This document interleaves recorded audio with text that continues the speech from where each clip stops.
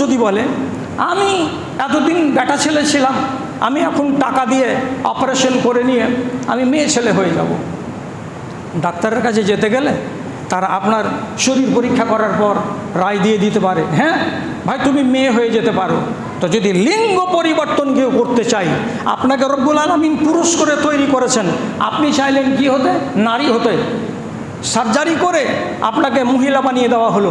যদি কোনো মানুষ এরকম কাজ করে থাকে তাহলে আল্লাহ রব্বুল আলামিনের গজবের হকদার, যেহেতু আল্লাহর সৃষ্টিতে মাতব্বরি করার কৈফিয়ত দিতে দিতে দিতে দিতে তার রাত 12টা বেজে যাবে, কিন্তু কল্যাণ পাবে না, পারবেন না আপনি এটা কাজ করতে। কোনো একজন লোককে রব্বুল আলামিন হিজড়ে বানিয়েছেন, সে যদি বলে আমি এতদিন হিজড়ে হয়ে আছি, আমি পুরুষ হয়ে যাব, তো যদি ডাক্তারেরা বলে যে এর ভেতরে পুরুষ হবার ভাগটা অধিকাংশ পরিমাণে আছে, হতে পারবে, তাহলে দরকারের ক্ষেত্রে কষ্ট করে এটা যায়, শখ করে কোনো দিন তাকে করা যাবে না, এটা জায়েজ নয়, ওকে মেনে নিতে হবে। কালো চুল খেজাব লাগানো 50 বছর বয়সের লোক, 40 বছর বয়সের লোক হারাম কেন হলো? আপনি আল্লাহ রাব্বুল আলামিনের তৈরির সঙ্গে ঠাট্টা করছেন, জালবাজি করছেন, এই জন্য কালো খেজাব লাগানো হারাম। এই জন্য হাদিসে আছে কোনো মহিলা যদি চোখের ভ্রুকে উপড়িয়ে পাতল করে সৌন্দর্য বাড়াবার জন্য, এটা হারাম। কেউ যদি দাঁতকে ছিলে ছিলে নুকিলা করে, চোখা চোখা করে নেয় যে এটা আমাকে দেখতে ভালো লাগবে, এটা হলো হারাম। আপনার এই দেহ আল্লাহর আমানত, এর ভেতরে আপনার কোনো রকমের মাতব্বরি চলবে না, আপনি কিছুই করতে পারবেন না। এমন পর্যন্ত কোনো মানুষ যদি বলে আমি এতদিন বেটা ছেলে ছিলাম, আমি এখন টাকা দিয়ে অপারেশন করে নিয়ে আমি মেয়ে ছেলে হয়ে যাব, ডাক্তারের কাছে যেতে গেলে তারা আপনার শরীর পরীক্ষা করার পর রায় দিয়ে দিতে পারে, হ্যাঁ ভাই তুমি মেয়ে হয়ে যেতে পারো। তো যদি লিঙ্গ পরিবর্তন কেউ করতে চাই, আপনাকে রব্বুল আলামিন পুরুষ করে তৈরি করেছেন, আপনি চাইলেন কি হতে? নারী হতে। সার্জারি করে আপনাকে মহিলা বানিয়ে দেওয়া হলো। যদি কোনো মানুষ এরকম কাজ করে থাকে তাহলে আল্লাহ রব্বুল আলামিনের গজবের হকদার, যেহেতু আল্লাহর সৃষ্টিতে মাতব্বরি করার কৈফিয়ত দিতে দিতে দিতে দিতে তার রাত 12টা বেজে যাবে, কিন্তু কল্যাণ পাবে না, পারবেন না আপনি এটা কাজ করতে। কোনো একজন লোককে রব্বুল আলামিন হিজড়ে বানিয়েছেন, সে যদি বলে আমি এতদিন হিজড়ে হয়ে আছি, আমি পুরুষ হয়ে যাব, তো যদি ডাক্তারেরা বলে যে এর ভেতরে পুরুষ হবার ভাগটা অধিকাংশ পরিমাণে আছে, হতে পারবে, তাহলে দরকারের ক্ষেত্রে কষ্ট করে এটা যায়, শখ করে কোনো দিন তাকে করা যাবে না, এটা জায়েজ নয়, ওকে মেনে নিতে হবে। আর ওয়াহেতুক দেহের পিছনে পড়ে থাকবেন না। যেমন 50 বছরের লোক ওই ইয়েতে বিউটি পার্লারে গিয়ে ফেস ওয়াশ করছে, একবার ফেস ওয়াশ করাতে গেলে 700-800 টাকা লাগে, আবার পাউডার মেখে নিয়ে আধ ঘন্টা ধরে বসে আছে, ওকে ঘুষছে, ওকে মাজছে, ওকে ঘুষছে, ওকে মাজছে। 60 বছর বয়সের মানুষ, চামড়া জড়ো জড়ো হয়ে গেছে, ওখান থেকে বেরিয়ে আসলে 1000 টাকা দিয়ে, তো মনে হচ্ছে কি ওর বাপের এটা 5 নম্বর ছেলে, 25 বছর বয়স, গাল টকটক করছে, চেহারা ঝকঝক করছে। আপনি এইভাবে যদি চরিত্রকে আর চেহারাকে বদল করতে যান, তাহলে আল্লাহর সৃষ্টির সঙ্গে আপনি মাতব্বরি করছেন, এটা আল্লাহ রাব্বুল আলামিনকে বরদাস্ত নয়। প্লাস্টিক সার্জারি করে টেढ़া গালকে সোজা করবেন, গালের দাগগুলোকে মিটিয়ে নেবেন, কপালের দাগগুলোকে মিটিয়ে নেবেন, এটা হারাম কাজ। কেন? আল্লাহ রাব্বুল আলামিন আপনাকে যেভাবে তৈরি করেছেন ওভাবেই আপনাকে মেনে নিতে হবে। ওয়ালা তাবদীলা লিখালকিল্লাহ, আল্লাহর সৃষ্টির সঙ্গে যদি মাতব্বরি করেন তাহলে আল্লাহ বলছেন তোমাকে তার খেসারত নিতেই হবে। এই যে মাজি, এত বেশি মাজি কেন? माटी के इस बर्तन को तू मांजता है बार बार, भीतर उसका मैल भरा है झांका ना एक बार। सुबह उठ के काया तो धोली, मन को कब धोएगा, मैले तन के साथ ओ बंदे रब को कैसे पाएगा। খালি বাহির সাবুন দিয়ে মাজছেন, ভিতর সাবুন দিয়ে মাজছেন না। মুনাফিকি ঢুকে আছে, কপটতা ঢুকে আছে, হিংসা ঢুকে আছে, বিদ্বেষ ঢুকে আছে। তাহলে বাহির মেজে তো লাভ হবে না, ভিতরটাকে আপনাকে মাজতে হবে, এ কথাটা খেয়াল রাখবেন। আর এই দেহের সঙ্গে কোনো রকমের মাতব্বরি চলবে না। আপনাকে একটা উদাহরণ দিই, সংক্ষিপ্ত সময়ের ভেতরে 2টো বিষয়ের উপর আপনাকে জরুরি কথা বলছি। শেষ কথা, তুফাইল ইবনে আমর আদ-দাউসি ইয়ামান দেশের এক কবি ইসলাম গ্রহণ করলেন। ইসলাম গ্রহণ করার পর হিজরতের যখন সময় হলো, তখন তিনি তার কয়েকজন বন্ধু বান্ধবকে সাথে নিয়ে ইয়ামান থেকে মক্কা, মক্কা থেকে মদিনা হিজরত করে গেলেন। হিজরত করে যাওয়ার পর সাথীদের মধ্যেকার এক সাথী, উনি নিজের বন্ধুকে কানে কানে বলছেন, হাদিস কি বলছে মুসলিম শরীফের, ফাজিতাওয়াল মাদিনাতা।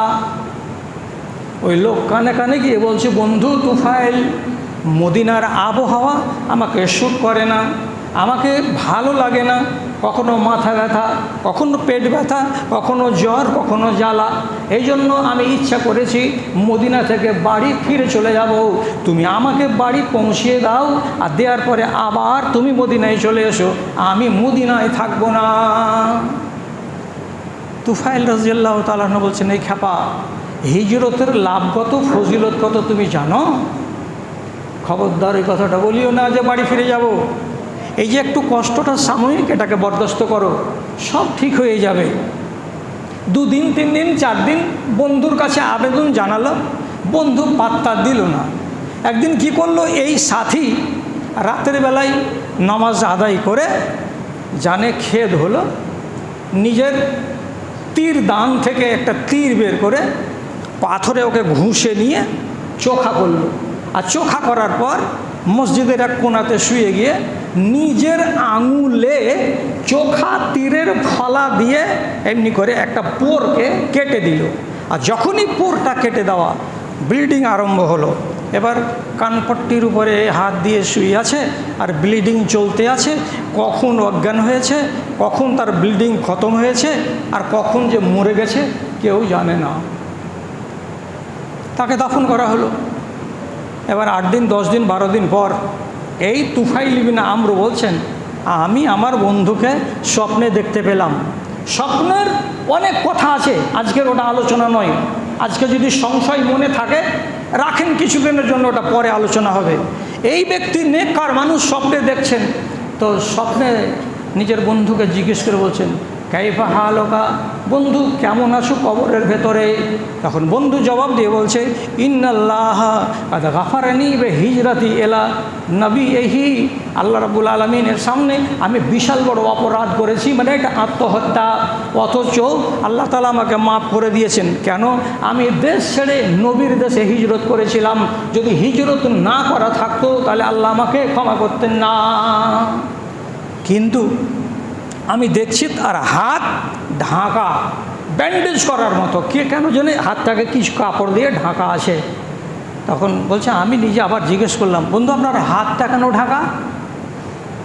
তো সেই বন্ধু আমাকে জবাব দিল, কি বললে, টিল আলী লান্নুসলহ মা আফসাদ্দা, আল্লাহ রাব্বুল আলামিন আমাকে বলেছেন, এরে বান্দা, আমি তোমাকে সলিড দেহ দিয়েছিলাম, কাটা আঙুল তোমাকে দিই নাই। তুমি নিজে থেকে আমার বান্দা, আমার সৃষ্টিতে যদি দখলদারি করো তাহলে সেটা আমি মাফ করি না কোনো দিন। তুমি আঙুলটাকে কেটে নষ্ট করেছো, এই নষ্ট আমল নিয়েই তোমাকে হাসরের মাঠে আসতে হবে, এটাকে আমি ভালো করব না। তিনি ঘাবড়ে গেলেন। বন্ধুর সবই হয়েছে, কিন্তু বন্ধুর এই আঙুলটার কারণে কৈফিয়তের মুখে পড়ে আছে। রাসূলুল্লাহকে গিয়ে বললেন, আল্লাহ পাক রাসূল, আমার বন্ধুর এই হালাত। সহিহ হাদিস একদম। রসুল যেমনি শুনলেন, শোনার পরে সাথে সাথে কি বলছেন, আল্লাহুম্মা গফির লাহু ওয়া লিয়াদাইহি, হে রব্বে কারীম, এই লোকটাকে মাফ যেমন করে দিয়েছো তার হাতটাকেও মাফ করে দাও। হে রব্বে কারীম, মানুষটাকে যেমন তুমি ক্ষমা করে দিয়েছো তার আঙুলটাকেও তুমি মাফ করে দাও। তোমার নাম তো গফুরুর রহিম, তুমি করে দিতে পারো। আল্লাহ রাব্বুল আলামিনের কাছে দোয়া করলেন। 7 দিন পরে 8 দিন পরে আবার যদি স্বপ্নে দেখছেন তো তার হাতের বাম হাতে আর ব্যান্ডেজ নাই, ব্যান্ডেজটা পরিষ্কার হয়ে গেছে। এর মানে হলো যে রাসূলুল্লাহ যদি দোয়া না করতেন তাহলে এই সাহাবী কিয়ামতের দিন তার হাতখানাকে কাটা অবস্থাতেই হাজির হতো ময়দানে। কি বললাম কথাটা, কেন বললাম কথাটা? এই দেহটার ভেতরে আপনার কোনো রকমের মাতব্বরি চলবে না। যেমন আল্লাহর কাছ থেকে পেয়েছেন অমনি করে পরিষ্কার করে রাখুন, দাগহীন করে রাখুন, তাহলে আপনার কল্যাণ আছে। যেমন পাক রূহ জমা দিবেন আল্লাহকে, তেমনি পাক দেহ জমা দিবেন আল্লাহকে। দুটো জিনিসের ওপরে শর্ট করে ছোট করে এর ভাগে দিলাম 12 মিনিট, এটা ভাগে দিলাম 12 মিনিট, এই 24-25 মিনিটের ভেতরে বক্তব্যটাকে এখানে ইতি টেনে দিলাম। বিস্তারিত আলোচনা হয়তো দরকার ছিল, কিন্তু জুমার সময় এগুলো এত কথা বলা যায় না। আল্লাহ রাব্বুল আলামিন আপনাদের আর আমাদেরকে তৌফিক দিক যে দুটো জিনিস আমরা পেয়েছি, আল্লাহ যেন তাকে হেফাজত করার এবং আল্লাহর আমানতকে আমানত স্বরূপ ফিরিয়ে দেওয়ার ব্যবস্থা করতে পারি। আল্লাহ তুমি সকল মুসলমান ভাইকে তৌফিক দান করো, আমিন।